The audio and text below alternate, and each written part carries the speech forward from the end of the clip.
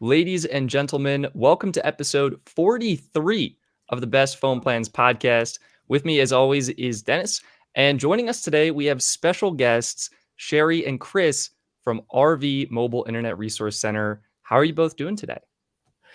We're doing quite fabulous. We're out on the road in the middle of a van trip across country, and I'm having a pretty good time. That's great. Where are you just geographically right now? So we are in the middle of Kansas, which middle of nowhere. We found a Canopolis Lake, which has an Army Corps of Engineer campground that is technically closed for the season. So they turn off all the power and the water, but they leave it open for free, and you can just come and stay here as long as you're able to be without power and water. And our van is set up to be what they call boondocking ability. We got solar panels, big lithium batteries, the ability to charge from the engine while it's underway. And so we're on a beautiful lakefront site for free, and we have a 280 megabit per second down on AT&T. So that's free. Awesome. That's not even 5G. Yeah, so free, scenic, and great connectivity. We call that the Technomad trifecta. I love it. So what are you using for your connection right now? It sounds like AT&T. Is this one of their prepaid plans? Like, what's your quick setup? So this particular connection, I'm combining an AT&T Business Unlimited plan and actually a Verizon Grandfathered Unlimited plan in a PepWave Max Transit Duo router. So I'm bonding those two connections together. So even though the AT&T is super fast and we probably didn't need it this way, there's extra reliability. So the two connections are interleaved basically, and there'll be no glitches. Both carriers would have to glitch to have any dropped frames on the Zoom. So we always use a bonded connection when we're doing video broadcasts. And so we have a 4x4 MIMO antenna on the roof of the van. So 2 leads each going into each modem of the PepWave Max Transit Duo.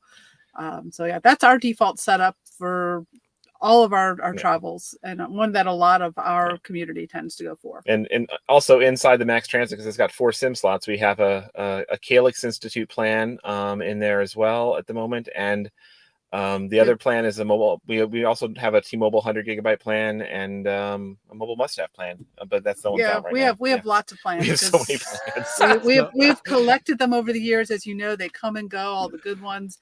So we collect them so that we can keep tabs on them for our community and report on when they have issues, when there's things to be alert of with them. So many SIM cards. You mentioned a company I'm not too familiar with. You said Calyx? Calyx, yes. It's one of our top picks, yeah. Yeah, so there was when Sprint bought Clear Wireless back in 2011, I think it was. They bought that smaller network, and one of the terms that Clear used to provide was affordable data plans for nonprofits. So Sprint inherited that requirement in all of their plans, and now T-Mobile has inherited that requirement when they bought them out.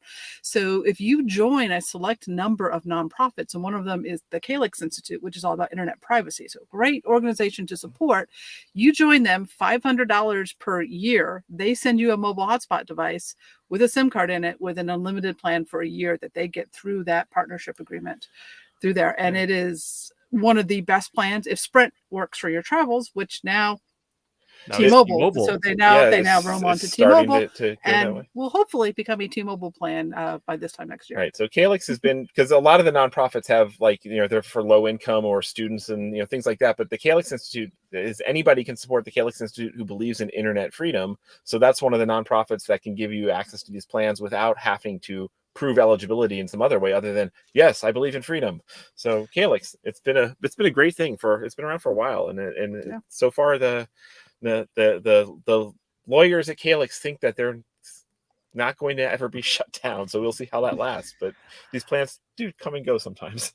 Gotcha. Yeah, I was familiar with that Sprint clause. I just didn't recognize the name. But that's awesome. You guys were able to score that and support such an awesome movement. I got to ask you as well, though. We have a friend of the show, basically. His name's Carlos. He actually does his own MVNO thing. It's called Los Mobile. Have you guys actually heard of it or tested it yet? We have had a lot of our viewers have brought it to our attention.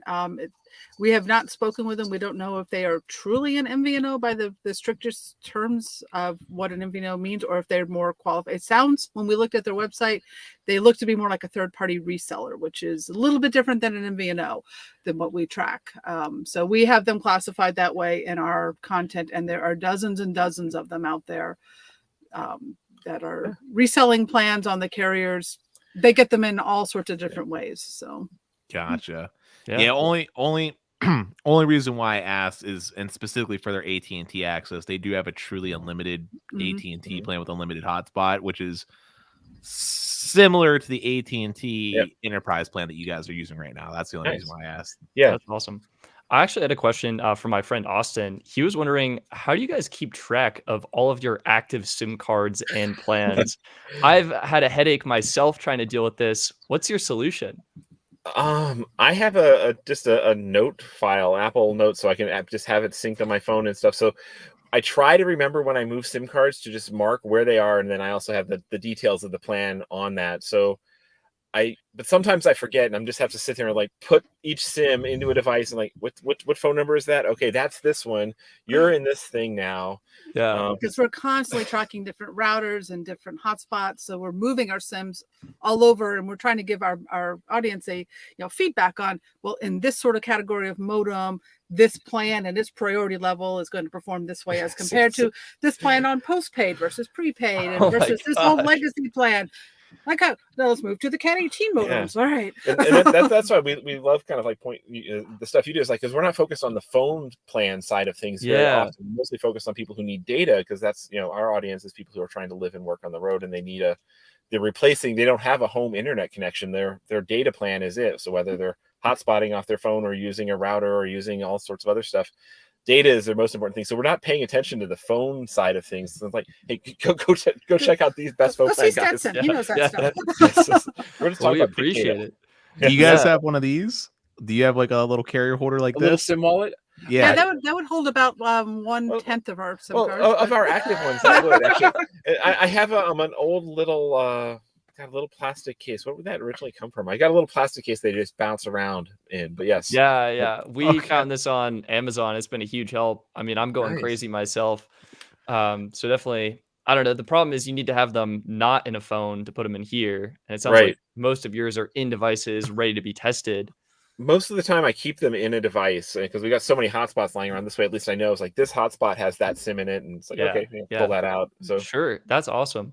So I want to actually take this back a little bit. How did you get started in this, like becoming the wealth of knowledge that is the RV Mobile Internet Resource Center? Where did that come from? So Chris actually started his career out. He got a dual. I did computer science and computer engineering. Was always into networking, and actually, back in 1995, 1996, I was one of the sysadmins for Washington University's network that had Woo Archive, which was the biggest download site on the entire internet in 1995. So it's like, wow, I had root and sysadmin access to the biggest site in the biggest amount of gigabytes being sent around. So I've always been a networking geek. But when I moved to California, the first job I had there was working for a magazine called Boot Magazine, which lives on today as Maximum PC. It's kind of cool. I was one of the founding tech editors of that, and seeing it still continue. And I get to review stuff. One of the first things I reviewed, and it became a thing I just loved, was the Ricochet wireless modem. And this was before there was really Wi-Fi. There was before Wi-Fi. This was a thing Did they about have cars back then too? Yes, they had cars. Okay. And so the Ricochet, you'd strap it to the back of your laptop, and it was about as big as a brochure and like an inch thick. So it was big, but you strap it there, and you get a connection at about 512 kbits per second all over the San Francisco Bay Area. And I plugged that into a router, and I set up a van area network. One of my these weekend-long games, and we'd actually have internet in our van with Ethernet, because there was no Wi-Fi. I'd have the router connected to the Ricochet, set it up, and we'd all have Ethernet plugged in. Oh my gosh, Chris. So I was doing mobile networking, and actually even cut the cord at home. I was like, my Ricochet is cool enough, and I got this router set up. I disconnected my DSL line and everything else, and was living completely off of mobile internet in 1997. But he went to work then after that through his job at Boot. He ended up working at Palm and Palm Source. If you remember the old Palm pilots, Yes, they're no yes. longer around anymore. Yeah. So he was hired as their chief. My official title was Director of Competitive Analysis, or unofficial title was Chief Spy. So as a tech geek / journalist / engineer, my job was to get my hands on all the coolest mobile technology, ideally before anybody else had seen it. So I'd get to go to all the trade shows around the world and travel through customs with like 15 phones. I'm sure and they all love you for sorts that. Yes. Well, back then it wasn't so bad before Okay. 9/11, but yeah, I imagine it got really worse after that. But yeah, travel with all this tech and just learn how it worked. Yeah, so it was the time of Palm versus Pocket PC, and you know, and the Nokia and Symbian and all these mobile things. And they were just starting to go from PDAs to smartphones, and the Treo came along and all these things, and I played with them all, contributed to some of the designs. And my last big project at Palm Source, because Palm split into two companies, Palm the hardware side, Palm Source the software side. I was on the software side, and it's like, we need to have a wireless app store built into the operating system that people can buy apps, make it really easy for developers to have a store. And I was working on that project for a year and a half or so, and it was first few phases were there, and then Palm Source imploded and shut down. And then the iPhone came out like a year later, and then they did an app store a year after that. And I get to say, told you so, told you so, told you so. Absolutely. But all through this, he was doing a lot of travels, Mhm. going to conferences and having to Yeah. meet with people, but he was not having time to enjoy those travels. They were Right. all for work. And we both grew up with a lot of travel in our childhood. And so when Palm imploded and they offered him basically a severance package, he decided to use that, get out of his lease that he had in downtown San Francisco, and buy a travel trailer and hit the road solo. So we hadn't met yet at this point. So one of my inspirations going back is this guy named Steve Roberts. If you've not run across him, you need to look him up. His website is microship.com, and he is the original technomad. Back in the 80s, he decided to ditch his suburban house, sell everything he had, and moved on to a geeked out recumbent bicycle. And he had cell phones. He had a helmet mounted Macintosh mouse trackpad thing. He had ham radio, satellite uplinks. He could type. He actually wrote part of it, one of his books, while pedaling. He had a handlebar keyboard, all on a bike. And I found his book back when I was in college and fell in love with the concept of being a technomad. He invented the word technology enabled nomad. Right. And so I became friends with him and decided I'm not going to get another job after Palm Source. I don't want to do it on a bicycle because that's just insane. His bike weighed 500 pounds and he had already given up on biking and was doing boats. I was like, I want to do it in a small camper. Bought the smallest possible camper I could find, which was a 16-foot long little clamshell teardrop that had solar. Well, I put the solar panels on it. I put mobile internet into it. It didn't have a bathroom. It didn't have a fridge. It didn't have air conditioning, but solar power and internet. What else do you need? It's well, around this time, this is 2006. Yes. We meet online on a Prius forum. We both had Prius hybrid cars at the time. I actually drive a Prius. Hey! The one thing when I went to buy a trailer, I was like, okay, what's the smallest trailer I can get so I can tow with my Prius? And I realized the Prius really can't tow nothing. I was like, damn it. So I traded my Prius with a friend for her Jeep Liberty, and I posted in the Live Journal, this is before Facebook, in the Live Journal's Prius forum, I posted a farewell photo essay of all these road trips I'd been on in my Prius, to Burning Man and to Yellowstone and to all these places. I used to carry a powered paraglider in the back of the Prius and go flying. Oh my gosh. Wow. But the Prius wouldn't tow a trailer, so I posted a photo of it, like my Jeep and my paramotor and my new little trailer, and said farewell to the Prius. And she saw that and dropped me an email, said, hey, I think we have friends in common, and we started corresponding. We just started corresponding. I was living in Florida at the time. I was running a software development company from home. I've been working from home since the mid 90s, and I was already doing a lot of personal travel and integrating it in, working remotely. Yeah. And I was looking for a change in life. I was looking to move from Florida. I had a lot of friends that had moved out to Silicon Valley, which turned out we had a lot of friends in common out there. And it just months and months of communication. On one of my trips out to see my friends in California, I said, hey, if you're in the area, we should meet up. He proposed us going on a 27-hour first date in his trailer. I said, sure, why not? And so our first date was me working remotely. I was already tethering off of a smartphone that I had at the time. I think it was a Windows-based one. Or you had a No, Pocket PC, my or switched to Kyocera Pocket- was yeah, my very okay, first right, love. mhm. Yes, but Yeah. no. And so in the little trailer, we stealth boondocked on Treasure Island in the middle of San Francisco Bay with the Golden Gate Bridge view and everything, making a really good impression despite the lack of a bathroom. But we were first thing in the morning, like 5 a.m, like, let's go find the nearest cafe that's about to open up. That has a bathroom, because Yeah. we've been holding it all night and trying to, be, getting to know each other, on our Yes. first date. Yeah. So anyway, that really just sparked that our lives were really well aligned. We both had a love of technology. We both had a love of travel, and I sold my house in Florida, moved into his little trailer, and we've been upgraded to bigger trailer. We've been on the road full time since 2006 together. And we continued blogging at the time, because LiveJournal was a blogging platform. We just continued that. And of course, our topics that we were blogging about were talking about travel. And people would ask questions. Well, how do you get your mail? What about health insurance? What about this and that? And how do you get connected too? How are you getting internet? Because I was still running my software business remotely. I was supporting major hospitals with the software that I was writing for them. And so we were answering questions, and he was still following what he loved to write about, which was technology. And suddenly we had this blog, technomadia.com, at a time period in which a lot of people were starting to realize that they could work remotely too with internet. So we just happened to be one of the few younger working age full-time RVers working remotely and sharing about it. We were not the only ones. We just happened to be one of the few who had discovered YouTube. We started a YouTube channel in 2009. We had our blog going. We had Facebook and Instagram, and we just happened to be there, and we happened to start getting more questions about mobile internet, and that was taking more time to answer and provide resources on.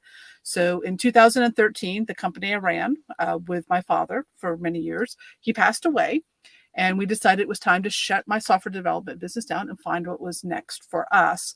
And we were finding we're answering so many questions on mobile internet that some of our fans, they said, well, why don't you create a membership site and get paid for what you do?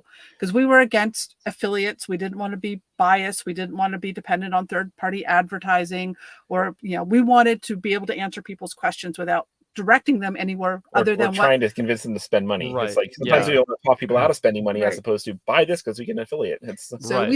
We did an Indiegogo campaign back in 2014 to actually launch the site. It got fully funded. We hired a web development team. We at the time had a hard copy book on the topic that came out with hired an editor to make it look good, and that's what we launched. And that was the era in which the old Verizon, what was we in the industry know as the GUDP, the grandfathered unlimited plan, that was when you could go online and buy an iPhone and clone them and spawn them off.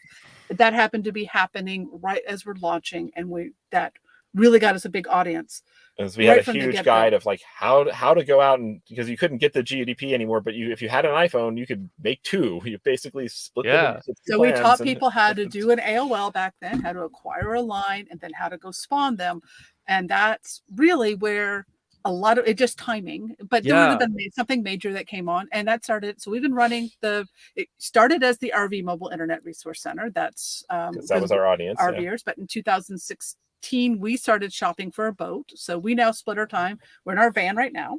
We have a 47-foot yacht that we cruise up and down the East Coast on. And we also have a vintage bus that we keep out in Arizona. A 1961 Greyhound style vintage bus. Which we're actually on our way onto right now. We're in between the bus and the boat right now in our van trip. And so we dropped the RV from the branding, and it's just mobile internet resource. So now we're focused on mobile internet options for those who are living a mobile lifestyle. So sweet. That's spectacular. First off, I gotta say, your guys' live sound incredible. There is 3 different parts of it that I can already picture movies being made of about. like that is so awesome. But one of the things that I wanted to ask was, when you guys first started out versus now, right? Like, was it like super challenging, like trying to like live this remote lifestyle? Because back when you're talking, I don't even think 3G was really fully fleshed out, right? 3G was just starting to come out, and back in the day, Sprint had an unlimited data plan that you can get on a little PC card, and you could insert that into an old Cradlepoint 350 router that inserted into, and that's how it was our primary way online. You could get that plan for like $45 a month. Oh my god! And unlimited, and it worked in a surprising number of places. And you know about it was a lot more effort into finding ways to get connected. So we'd be like, okay, maybe here we're going to go park next to a library or coffee shop and use Wi-Fi. Here we're going to try and use our Sprint plan. Here we're going to tether off our phones with AT&T. We actually at one point actually got a HughesNet big satellite dish. And it's like, okay, we can use the big satellite dish and get satellite internet that way. So we kept assembling all these things, and we actually came up with the idea for an app, because like some of these plans we were like, hey, it's working great, but we're roaming, and suddenly we got cut off after a roaming limit hit. So we wrote an app called Coverage to help us find where are we actually getting native coverage. And if we don't have coverage where we're at, which direction do we need to head to find coverage? So when you say you wrote the app, like you mean like you actually developed it? Yeah, that was the because I've been doing we're both software developers. We'd done and we're like, the iPhone was out, and it's like, I want to do an iPhone project, and we did one app called State Lines that was a simple thing, and then it tells you what if you can buy beer in the grocery store. Yeah, it's and then we that's essential. Yeah. Because the taxes changed. Actually, thank you. The taxes changed so much from one state to another, or whether you can actually legally buy beer or alcohol in the grocery store. Or is it like one state might have a $15 a gallon tax, and the next state might have a $3 a gallon tax? And it's like, I'm going to buy my whiskey in this state and not that state. A simple app like that was just a fun little project. But then we went to an iOS developer camp, and the idea of the camp was that you're supposed to come up with a working prototype during the weekend. And so we had this idea while traveling through Colorado of like being out and having our AT&T and our Sprint plans both get cut off for excessive roaming while in an amazing spot. We thought we'd found a beautiful free spot with great signal and great speeds, but it was a roaming area, and we were cut off, and we're like, well, could we make a way to make a map, make this easier? And that because the carriers had just started publishing their own coverage maps on their website. Oh, yes. Wow. At this point, I mean, we take that for granted now. That coverage maps are out there. This was LTE changed things, and this is like LTE is just starting to ramp up. Well, this was written in 3G. We added LTE in like later. Oh, that's right. When we launched coverage, it was 3G only. Yeah. Right. Oh, wow. Yeah. Yes. I mean, this is really you know. And so the app, we basically, because we wanted the app to work offline. You didn't want to have to be online, and because you're having trouble. That would defeat the purpose almost. Exactly. So we came up with a way to basically build our own maps based on the carrier maps. I used to hand draw them. Yeah, we're basically hand drawing maps. It was very, very labor intensive. Eventually, we were able to automate it some. Well, now we're partnered with Ookla. Ookla now is part of our project. What is the story behind that? Like, my understanding is you partnered with maybe a smaller company before, and then they were purchased by Ookla. So it was Mosaic. So we were partnered with Mosaic. Initially we were doing it ourselves, and we eventually, because they change all the time, and it was such a pain because the carriers would change how they were publishing their maps, and we'd have to redo our automation and keeping up. And Mosaic had their own app out, and we just reached out and said, "Hey, do you want to just buy coverage?" Because that would make it a lot easier. We have an app with a big installed base, but we're going crazy trying to keep up with the maps. You have a business making maps, but nobody uses your app. Let's just get together. And so the solution was, it said, why don't we just provide your maps to you? And then, we can work on projects in the future. Then Mosaic got bought by Ookla. So now we're partnered with Ookla. So it's pretty awesome. That is awesome. I have purchased your app, I will say, and I use it to help find coverage. Yeah. And I think it's amazing. I will just say, if you have any input with Ookla, you should have them give like the detailed version of speed test that the people at PC Mag get available to the public as like a paid option. I would love that, actually. Yeah, I saw one of you posted that on Twitter the other day, and I was just like, yes, this would be like kind of like Ookla Pro or something, or they could call it like Virtual Sasha, and like give us the access that he has, and just for us geeks who like to really go deeper into this. And they could get so much more data too. It's not like they're losing out. Like they can build and improve their maps and coverage models. Right now, there's something I want to ask. You talked about HughesNet, and I'm glad you brought that up. I wanted to ask if you guys had considered using Starlink for your RV. Is that even a feasibility? We've written a ton. We've actually been, I think our first article on Starlink was 7 years ago. Oh my God. So we've been tracking Starlink since the very first FCC filing, before I think they even had the name Starlink. It was just SpaceX's internet plan, So we've been tracking every step of the way and have gotten a ton of videos and a ton of really in-depth articles about all the potential of Starlink, which is very exciting. And also it's kind of interesting. Like particularly on YouTube, we get so many people say it's like, "Oh, you're Starlink haters. Oh, you're always No, we're realists. and other people saying you're Starlink fanboys." And I'm like, no, we're trying to point out that it's got a lot of exciting potential. But like, hey, if you're an RVer and you like to park under the trees, like with a HughesNet system, it's one satellite that's fixed in space, and you can aim between the trees, and if you can get a signal, you're good. Starlink, the satellites are moving, and so it goes behind a tree, it drops. Drops. More satellites in the future is going to change it. But the biggest issue right now is when there are RVers out on the road right now using it, it is portable at this point. You can't use it while in motion. Sort of. It's getting better. You can be slowly in motion. Right. But as far as what most of us want is we want to get to our new site and we want to be online. We don't necessarily care as much while we're in motion. We can use our smartphones for that, for navigation and checking email from the passenger seat. But what we want is when we get to our site to get online. And for Starlink, that's great. You put the dish out, you find the clear open sky, it does its little thing, gets you online. The problem is right now everything is cell-based. So they have these specific not service cellular, cells. but cells of like geography. Like the geography, You have to be able to move your service address with Starlink to get service in a new cell. And they have capacity limits, just like cellular towers can get overloaded. And we all are familiar with network management and how that wreaks havoc. The way they're handling it right now is they're controlling capacity by limiting the number of customers they have in an assigned cell. So what some RVers are finding right now is there's limited cells open right now, and there's limited cells that have open capacity. So they're having difficulty finding open cells, but that's going to change. That's stuff that more satellites is going to change in the future. But people who are traveling right now some people have been very, very frustrated that they've had Starlink. They've been paying, some people bought it and they've been paying $99 a month for 6-8 months now. And they've only been able to get connected once or twice just because the places that they want to go are at capacity. And it's unlike when cellular is at capacity, it just gets slower for everybody. The tower doesn't tell you, sorry, you can't be here. But Starlink, you have to change your address in advance before you go to someplace new, or get online somehow to change your address. And if it doesn't accept your address change, somebody else at that area is online, but you're just not. The network is at capacity, and it won't let you activate. More satellites, more ground stations. It's still in beta. It's still new. 3 or 4 years from now, it's probably going to be a very, very central component to an RVer's and a boater's setup. But not right now. Right now, it's the bleeding edge people that are out there experimenting and are willing to be arrows in their back. Yes. Yeah, I imagine that if more RVers are interested in this, if you go to an RV campsite, then suddenly you have a congestion inherently of people there trying to use the internet. So absolutely. And RVers, we experience the snowbird effect. So there's a couple key locations in the southern US that RVers tend to flock to. Florida, Quartzsite, Arizona is a massive RV gathering that lasts for about a month long there in January. You get hundreds of thousands of RVers in there. They have had issues with cellular capacity there during the peak time.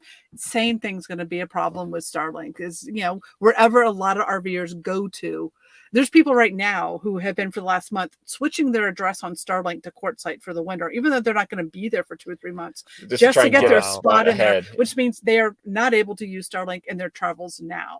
That's, the people that are thinking ahead, that's what they're doing right now. But on the other hand, Starlink might add more capacity, and that becomes less of an issue. So it's kind of a guessing game because there's no official mobility support.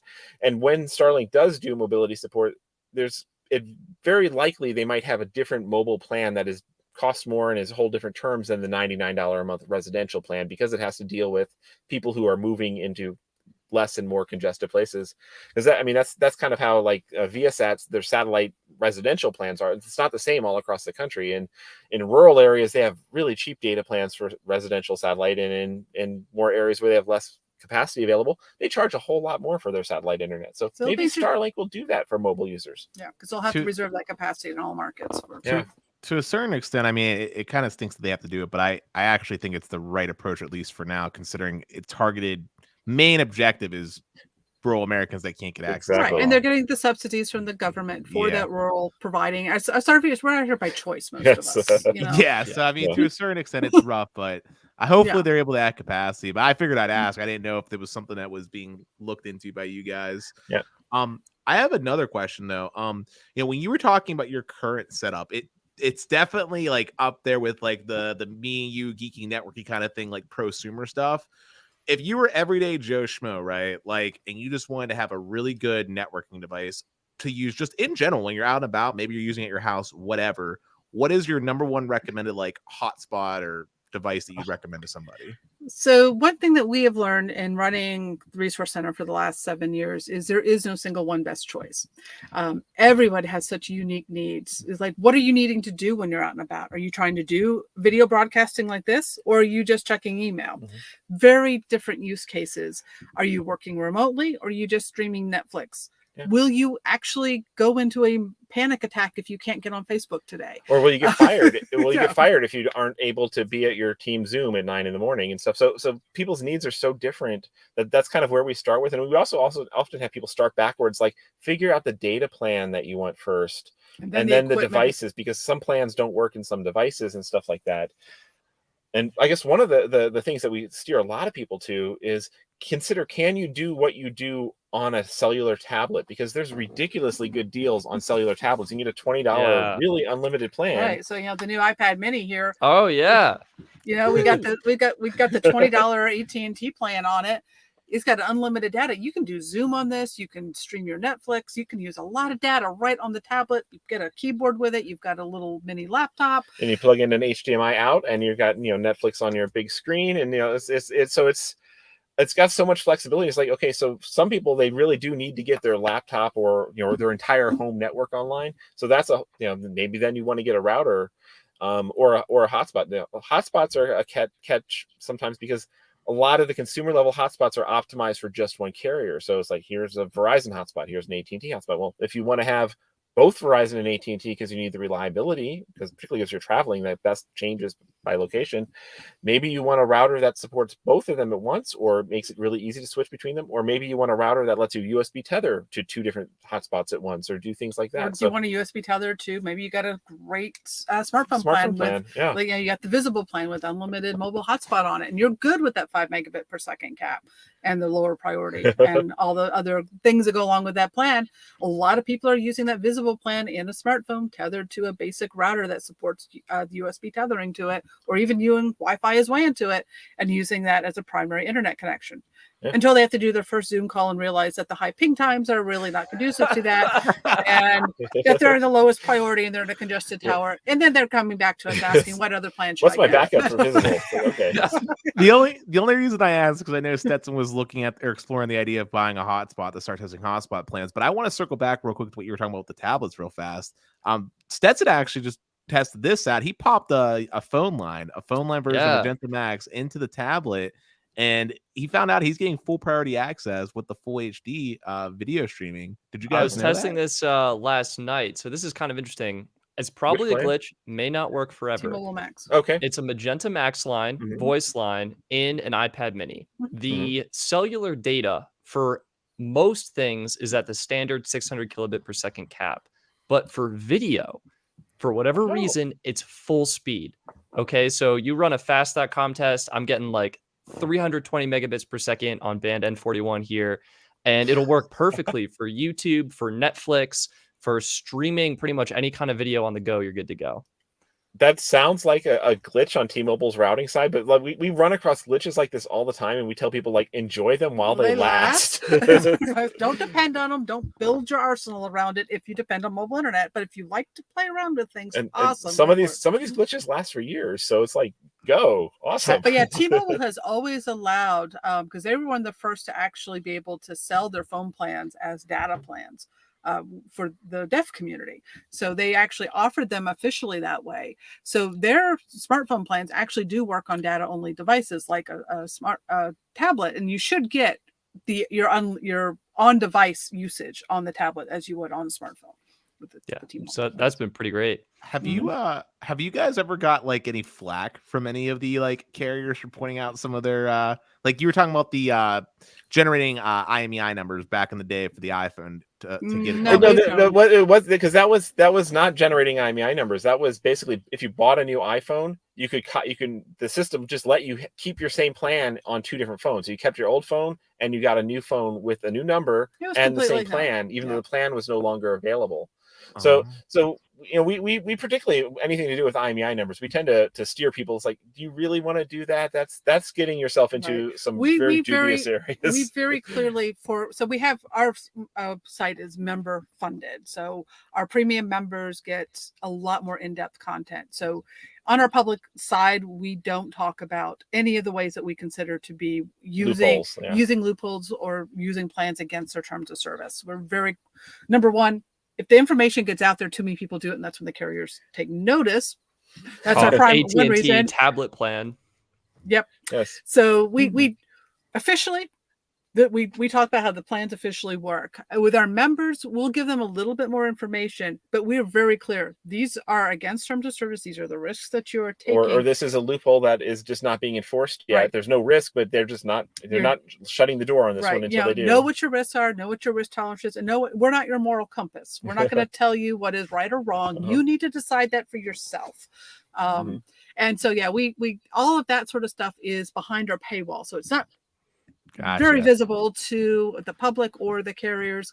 And we're just really clear. Most of our members are working remotely. They need a reliable connection. They don't need to be worrying about if they're in the middle, like if we have doctors doing telehealth sessions, they don't need to be worried about this plan that they got off a turnip truck, fell off a turnip truck. If it's going to just go down in the middle of a telehealth session, that's not, they need a reliable connection. And most of our members, they want legit solutions. Yeah. And there's a lot of things that do pop up that are too good to be true, particularly from some companies that are, basically selling plans that that fell off a truck, and they're basically kind of like flea market plans. And we know behind the scenes, some of these they're like, okay, well, they're business plans and they're pretending that their customers are actually employees. And as soon as AT&T or Verizon audits them, all their plans will be shut off overnight. So know what you're getting into if you're kind of, going these directions and buying these, secondhand plans, I guess. Yeah. Gotcha. Yeah. Another quick question I had though, what is your guys' so I know you have everything under the sun, right? But let's just say in some mythical world, right? Like you have to pick the one, right? Like who is your go-to network and plan? Like who is the go-to for you guys? Absolute. It depends upon the location we're at. Yeah, no, I'm saying on an average, as a general scope, right? Let's just say because it's not realistic that if somebody put a gun to my head and said, I'm taking away all your SIM cards, but you can only keep one. I'd probably take the AT&T Unlimited Plus or our Verizon GUDP. Oh, okay. So here's the argument. Here's the argument: is AT&T has expanded their network quite a bit, especially with their FirstNet rollout in Band 14. They have a lot more capacity, so we actually use that AT&T plan a whole lot more. But we have a unicorn in that GUDP with Verizon. Because it works in a router, works in anything. It's not throttled in any fashion. It's just an unlimited crazy plan, and it's truly unlimited. We have it upgraded to 4K video on it. Premium video for $10 extra a month. So if we're paying $75 a month for a plan that Verizon, they'd love to get rid of it, but they legally can't. And why can't they? Well, because of the terms in which Verizon bought their C blocks. Yeah, I mean they could fire their customers. There's no contracts anymore, so it's they could just say the plan is gone. But Verizon, but that would be like everybody counts on the carriers keeping their grandfather plans around as long as you behave. So I don't think they want to set that precedent and there's so few people left with this one that they really don't care anymore.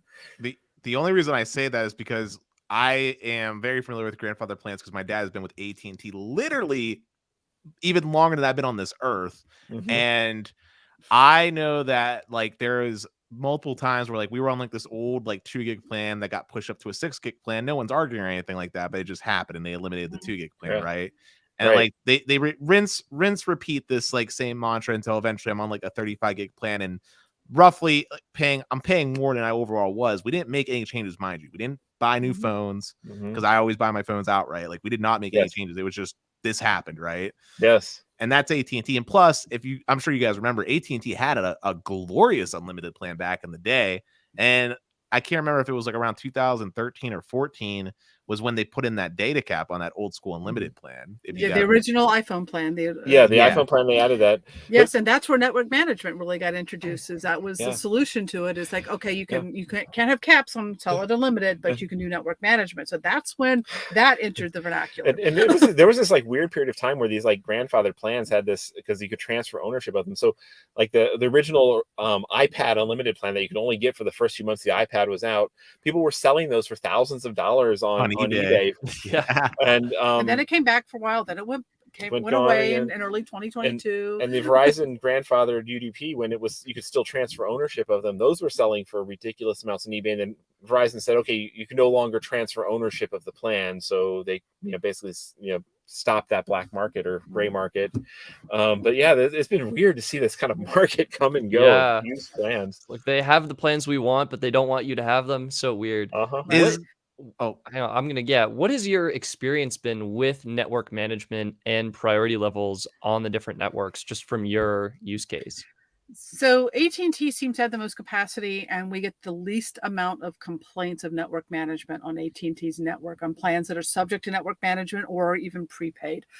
Verizon, because the plan that they came out with in 2018 and then retired in May 2019, that we call it the PUDP, the prepaid unlimited jetpack plan, that came out, and that was specifically for mobile hotspot devices and also works in routers. That one was unlimited, $65 per month, but it's prepaid, always subject to network management, always at that higher QCI 9.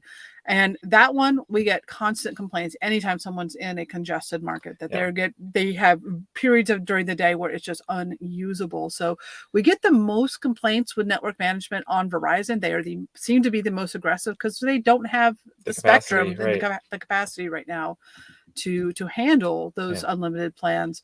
On T-Mobile, we really haven't experienced it too much with them. Yeah, T-Mobile, a lot depends on T-Mobile is if you have the more modern hardware, because if you've got something that's able to take advantage and combine the T-Mobile's both now they're low band, they're 600 megahertz, and now they're mid band and the band 41 stuff. They have a lot of capacity, but people who are frustrated on T-Mobile have older devices, and they're like, "I'm not getting coverage." It's like, "Well, how old's your phone?" It's like, "Oh, well, yeah. Well, you really need to upgrade." I will just say T-Mobile is very, very market dependent. I do have an S20 Plus. I can just say that many times talked on the show, but in Pittsburgh, T-Mobile does not perform very well. Okay. Yeah, I was gonna say that gets back to situational stuff. But I will just say, like, despite N41 being here and stuff like that and having the frequencies come up, there's other issues behind it, which I'm sure you understand, like backhaul needs to be upgraded and stuff like that. Yeah. And that's a common thing that I noticed. Now that will improve with time. Time fixes all wounds, right? Yes. But that's been my take on T-Mobile. Now Stetson, on the other hand, he's getting the grace of God. He got they just put N41 like, I don't know, 100 feet that way, and I get incredible speeds in my apartment. Like it's such a joy to actually get 5G and not have to drive an hour to try and film a video or something. Yeah, he's getting like 500, 600 meg. Yeah, easily over 400. I'd say over 500. It's been awesome. That's amazing. Yeah. And we actually have a question from Austin here in the chat. I'll bring it up. We kind of touched on this. It sounds like you're in Kansas on your road trip, and your current provider is AT&T, or? So we just arrived before this podcast, and so we're using AT&T and Verizon right here. We have not done a full analysis. No, actually, I tested them all. So AT&T is I've got 270 down and about 30 up on an iPhone. On the router, because the iPhone 13's got a much more advanced. It's Cat 22. Cat 22 modem. Whereas the modem in our router is only a Cat 12. Is a Cat 12. But the router is letting me add in Verizon, which Verizon is only getting about 15 down, but about 15 up. So it's got a really great upload signal here. And so just by combining the two, I can make sure there's no drops. So even though the peak speed is a lot lower going through the router, the reliability, there's less chance of any sort of hiccups. But I did also, I tested Sprint here as well. And Sprint was pretty poor. It was only like 2 megabits down. We're in Kansas. You think this used to be Sprint's headquarters in Kansas. But it's Sprint, and I haven't checked because with the router I can force the bands around. I haven't tried forcing it to T-Mobile bands. I didn't pay attention to what bands it was connecting to, Yeah, and I have not tried the T-Mobile plan yet here. So Wow. that was a quick check because we got here just an hour before this call. That's awesome, Chris. Yeah, I'm gonna have to recommend all of my viewers go check you out and subscribe to or join your RV Mobile Internet Resource Center website and become members so they can get the in-depth guides and details on how to set that up. So, what I wanted to ask was when you were talking about the absolute magnitude of this holy grail of Verizon plan, I wanted to ask if you thought maybe with what's going on now, if you think the value of it is being reduced to some degree now that Verizon's actually offering a proper wireless home internet product and T-Mobile is doing a similar thing, and it sounds like for our audience, no, because neither of those plans are mobile. Both of them have very specific locations. They are geo-locked, or they very specifically do not allow you to move locations with them. I haven't seen enforcement on it, but they very specifically say this is for a fixed location. You're not even supposed to take it to a vacation home. So for our audience, some of them will get it and it'll work for a bit, but it's again, it's one of those things that they could turn on enforcement. They know where you are, so they're right. These residential plans sometimes work if you move them around, but yeah, they might pull the plug on that. Our audience, we're looking for plans that you can officially move with you. Some of us are hypermobile. We're changing locations every day or two. Some people are more seasonal. They might be in a location for 3 or 4 months at a time. And if those home internet plans work while they're at those locations, they are great options. Awesome. Yeah. So we do cover them.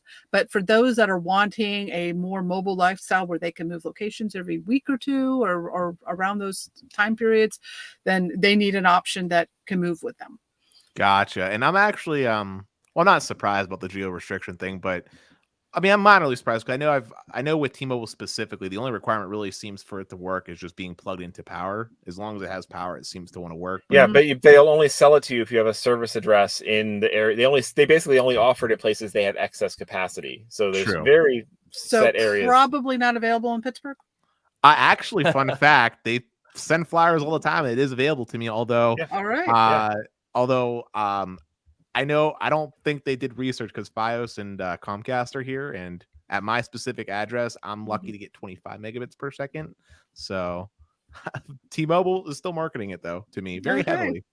They'd be happy to have a customer regardless. Yeah. Maybe that's why T-Mobile is so bad in your area, is they overloaded the towers with all these residential people with unlimited plans. Maybe I just think it's a combination of like poor backhaul mixed with an interference in the fact that there's a nearby airport, but T-Mobile didn't put the consideration in place when it comes to placing the tower equipment and antenna to maximize coverage and the spectrum that's being utilized that T-Mobile uses versus what bands and frequencies that Verizon and AT&T are able to offer. Yeah. So it's a combination of factors. And plus Pittsburgh is a rather hilly city compared to something flat like Arizona. So terrain makes a huge difference. And I'm assuming T-Mobile's planning just to relocate that airport, just get it out of there. I He's an optimist. Yeah. I don't when it comes to T-Mobile's networking in my market, I mean, I'm going to be clear here. T-Mobile's coverage period has gotten better over the years. Compared to 2013, like we're leaps and bounds ahead. But we used to call them not mobile. But I will just say, for all intents and purposes, in Pittsburgh, T-Mobile is like so significantly worse compared to AT&T and Verizon that I honestly have to question myself in the mirror why I keep a plan with them. Like that's how poor the performance is overall. Unless you're like heart of downtown Pittsburgh, where N41 has gotten much better, and it's clear that they upgraded the backhaul because you're actually seeing the speeds when you're connected like N41 100 megahertz carrier aggregate with like band 66 for the uplink, and then you're starting to see like the real speeds because. Like my market, it's literally a site-by-site basis. Just because you see N41 and the UC icon doesn't mean you're going to get good speeds. I've seen sites where like the ping times and the jitter were ridiculous. I'm talking like triple digits, like 100. Oh, wow. Yeah, on standalone 5G. And I've seen it where I've been connected to N41, literally 100 megahertz wide channel, only getting maybe like 150, 200 megabits per second, which don't get me wrong. That's good speed, but not for that. Right. Yeah, for what it should be. I have a question. How do you guys decide what topics to cover for your audience? Like, there's so much happening. I had no idea until I started doing this like full time a year ago, but there's way too much happening in the telecom space than there realistically should be. So how do you pick and choose what to cover for your audience? So we're always looking for what is the angle, what are the questions that our members are going to be asking us, and do we need to have content ready for them to answer those questions? So we have a team. It's Chris and I are right now leading. We've been running it since 2014. We actually have 4 other people that work for us that help us keep an eye on the industry, or reading all the news that's coming out, watching your channel to see what you're covering, and giving us an idea. And we all talk about it. It's like, okay, is this relevant? Does it have a mobile aspect? Does it have an internet aspect? Is it on topic? And so one decision that we made is prepaid phone plans are generally not something we want to cover. Number one, you're covering them awesomely. We don't need to duplicate what you're doing. Let's join forces instead and reduce the amount that we each are doing. But they're also of limited interest to our audience. Our audience is looking for plans with lots of hotspot data. So other than visible, most of the prepaid plans just don't really. We don't want to put a lot of effort into telling people, and it's not worth your time for our. Yeah. And there are 400 plans out there, and they're all not worth your time, so we're not going to talk about them. Right. So the way we have our content structured, we have our news center where we're covering news that comes up, and if it's a new product we need to cover, like a new hotspot comes out, or a 5G router, or Starlink updates, or things like that, we just kind of amass them. And it's like sometimes it's a little thing. Okay, we'll put something little like out, a quick blurb or something, right? Or sometimes it might be a full industry analysis where he's going through and explaining the state of 5G as it is today. Or anything in between. Verizon launched a new prepaid plans, or something that we need to cover. We also have a gear center where we are tracking all of the hotspots, all of the routers, and all of the data plans that are important to our audience. Those are all constantly being kept up as those news stories come out. But very particularly, we don't track phone details at all. It's like we're not going to, because there's way too many phones. And again, for our audience, they're mostly the unique thing is hotspots and routers and other antennas things like and boosters and all the other equipment that we need to get a good signal, and satellite and things like that. So that's how we've narrowed it down. Is it, like phones? We just decided there's too many of them. They change too often, and there's awesome resources out there already covering them. We don't need to. We need to focus on what is the niche for our audience. We do one phone article a year, and that's when the iPhone comes out, just because that's basically redefines what's mainstream. And that's usually that's when the Samsung will always have the stuff 9 months in advance as far as the modem technology, but that's also when the carriers start to finally go from teasing about it to, hey, now we've got this technology and we're rolling it out. Like Verizon last year, 5G gets real. That was part of the iPhone launch. So we always cover just the iPhone, just because it's like kind of like New Year's Day for the mobile industry. But not from the perspective of the phone at all. It's just from the perspective of what does this represent as far as the technology shift. What can we see in the year ahead? On the topic of phones, though, this wouldn't be the Best Phone Plans podcast if I didn't ask. What are your guys' daily drivers for devices? Like, do you guys rock iPhones? I think I saw you. We both have the new. We just upgraded to 13s. The 13. He's got the Pro Max. I've got the Pro. In our primary SIM, we've got the AT&T Unlimited Plus plan because our hotspot lines are attached to that, so we still have those own grandfather plans. And I've got a Visible as my secondary SIM on here. And then my secondary SIM is a Verizon prepaid, which is attached to the Verizon PUDP jetpack plan that we keep in our arsenal for testing. So. Gotcha. Wow, that's awesome. Are you guys annually upgrading every year for the new phones, or?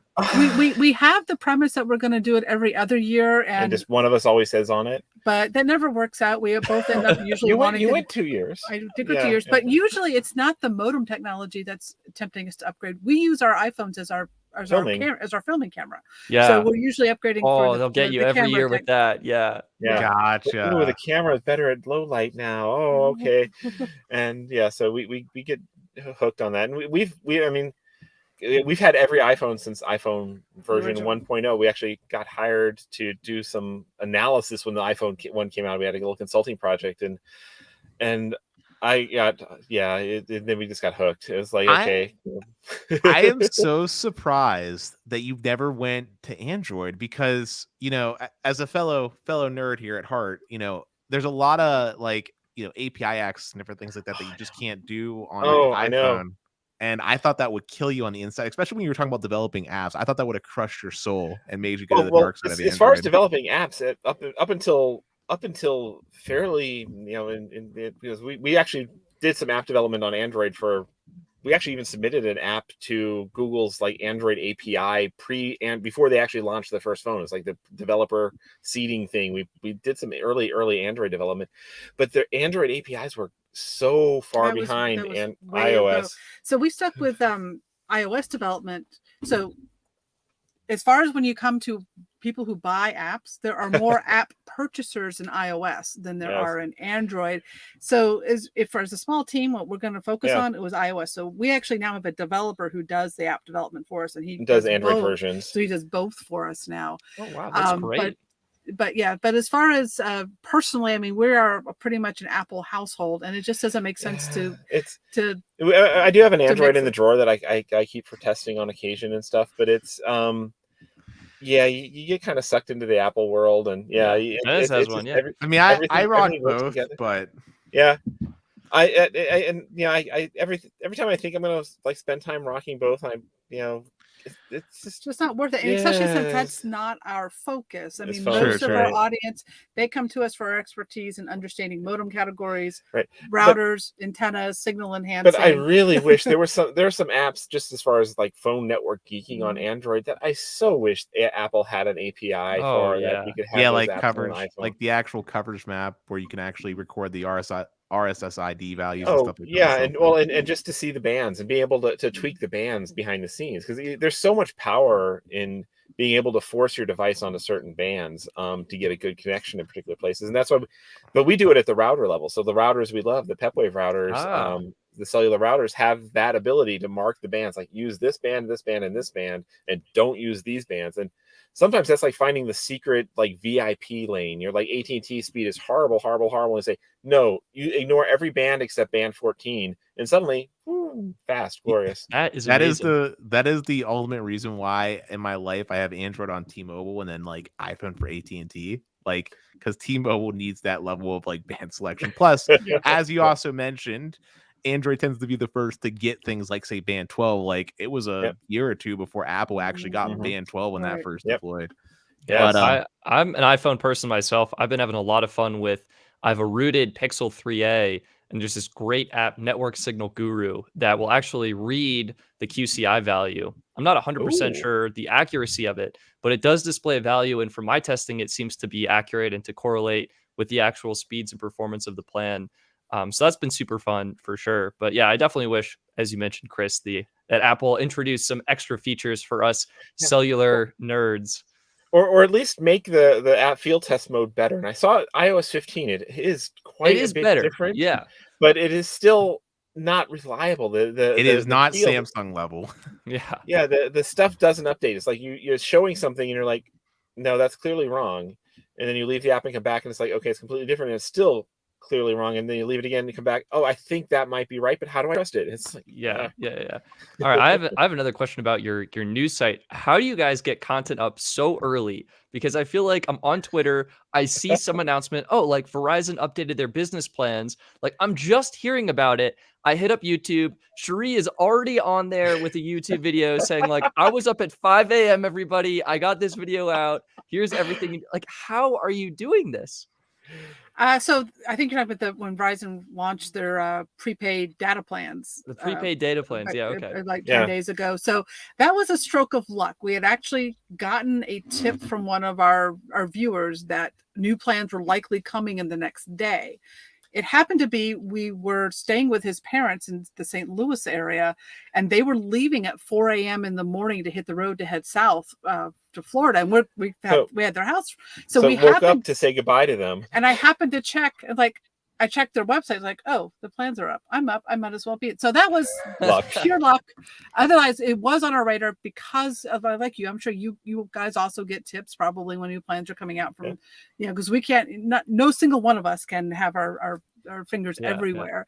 So, so when we get a tip from somebody, puts we have a team of 4 people that are also, constantly checking Reddit and all the news rags and everything to see any hints of stuff coming out as well. Sometimes we get, particularly when it comes to the hardware that we cover, we have a really good relationship with a lot of companies, and they'll give us like pre-briefings in advance. And sometimes we'll be able to give our members super sneak previews of new devices and routers and stuff like that. Like, no, don't buy now. We'll just wait 2 months. And so sometimes we're why. officially given clearance to tell our members, like, hey, version 2 is coming out and stuff like that. The carriers are, we are on their press lists, and we can sometimes get questions answered by getting to their PR departments, but they tend not to give us early advances. We don't have Sasha level access. We're not PC Magazine. Yeah. We're not a huge. Well, even he doesn't, because we talk on Twitter, and he's he's like, did you hear about this? Did I hear about this? And sometimes I'm giving him the first tip. And so because the carriers are very strict in how things come out. Sometimes things percolate through little birdies whisper in any one of our ears, and we figure it out. Most of the stuff I get is just thanks to awesome people on our Discord that happen to work for the companies. Exactly. And they just like send over like sometimes full blown internal presentations that I, to this point, don't tell names, and I typically don't even do early release videos about, because I wait until after the fact. That way no one can get in trouble. We always wait.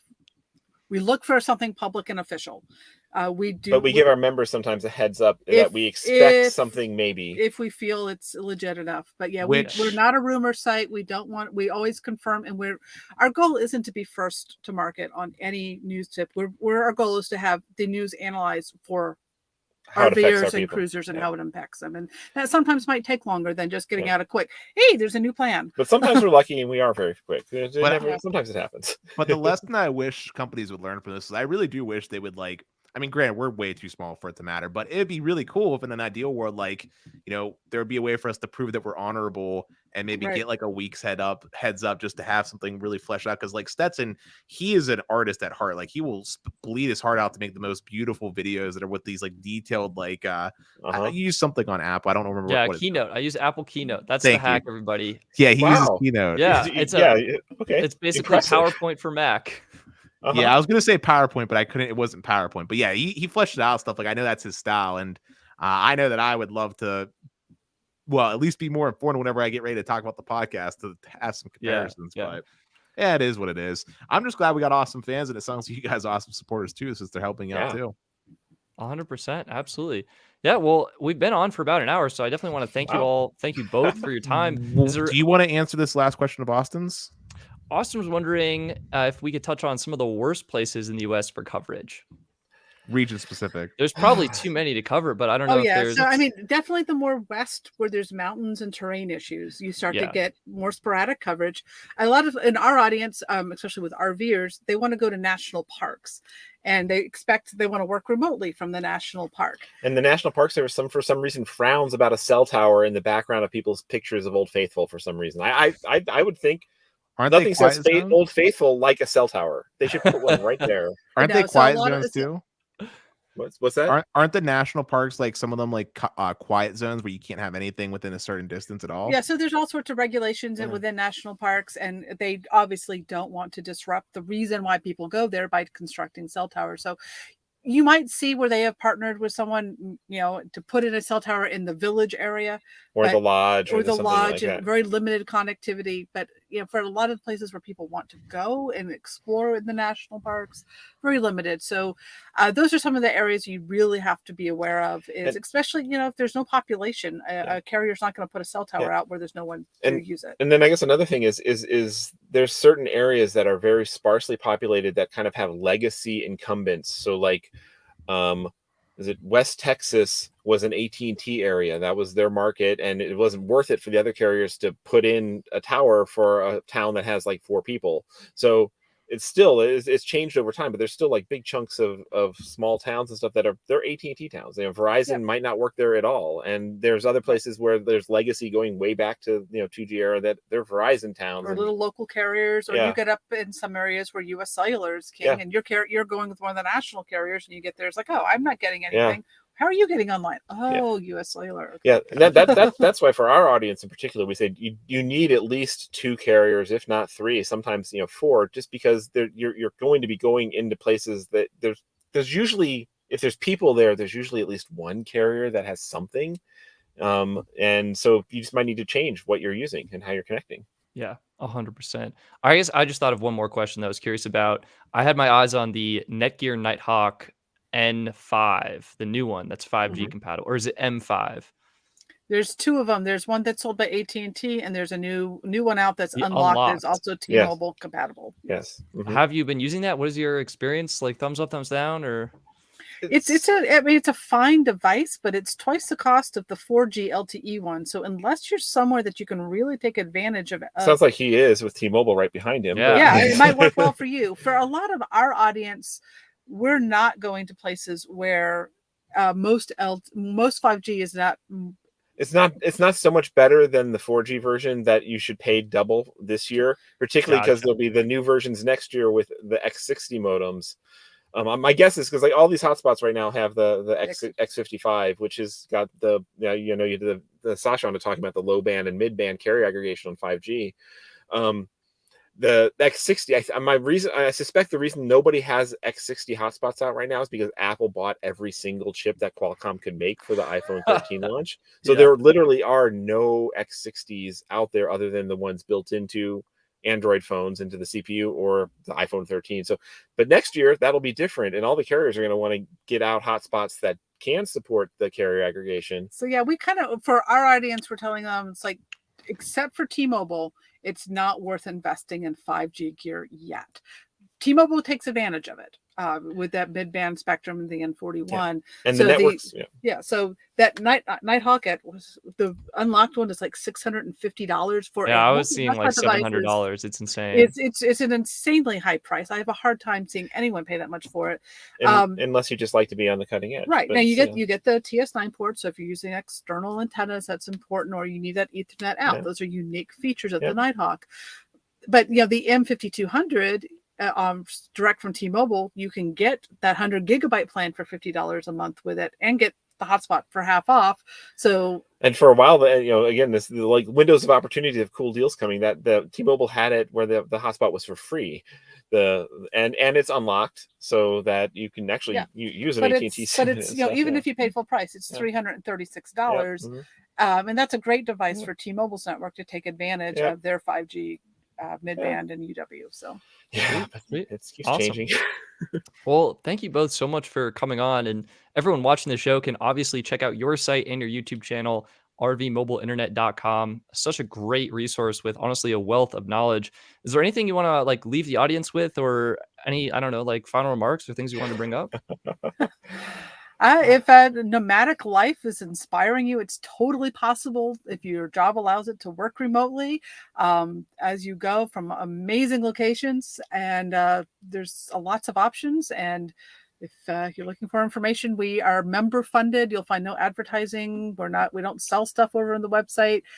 So we have a lot of free content, including our YouTube channel, our news resources, basic guides. And if this is something that's going to be important to your lifestyle, consider becoming a member. If you like, you can go a lot deeper with our content.